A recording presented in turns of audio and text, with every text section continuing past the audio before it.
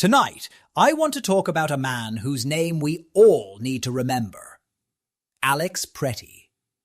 He was a 37-year-old ICU nurse at the Minneapolis VA hospital who devoted his days to caring for American veterans and his nights and weekends to caring about what was happening in his country.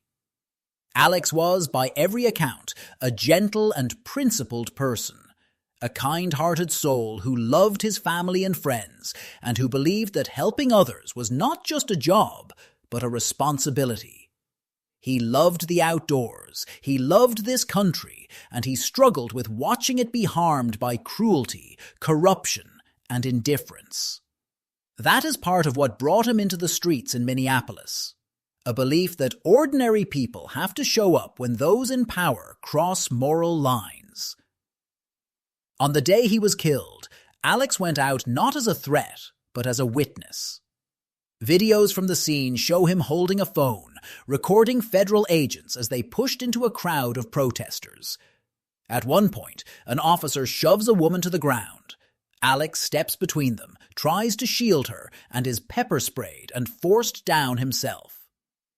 Moments later, surrounded by armed agents, he is shot repeatedly in the street.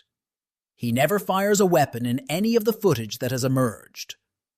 After his death, officials rushed out a story. They said Alex had menaced agents with a gun, that he violently resisted, that the shooting was somehow inevitable. His parents, Michael and Susan Pretti, have had to grieve their son while also confronting those official narratives, which they describe as sickening distortions of who he was and what actually happened. They know their son. They know he went out that day to stand up for people being hurt, not to hurt anyone himself. Michael and Susan describe Alex as someone who poured his energy into patients who had already given so much in service to the country. He studied hard, became a nurse, and chose to work at the VA because he believed veterans deserved the best care and the deepest respect.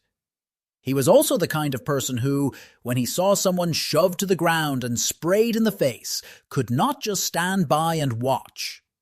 That instinct, to put himself between power and the vulnerable, is what cost him his life. So this video is, in a small way, an answer to his parents' plea, to get the truth out about their son. The truth is that Alex Pretti was a nurse, a neighbor, a son, and a friend. A man with no criminal history who went to work every day to keep people alive and who died trying to protect another human being from harm. The truth is that his killing did not happen in a vacuum. It happened in a climate where cruelty is policy, protests are treated as war zones, and federal agents are encouraged to see civilians as enemies. To Michael and Susan Pretti, your son should still be here. He should be finishing a shift at the VA, texting a friend, planning his next bike ride, arguing about politics over a beer. Anything but becoming another name in a long list of people killed by the state.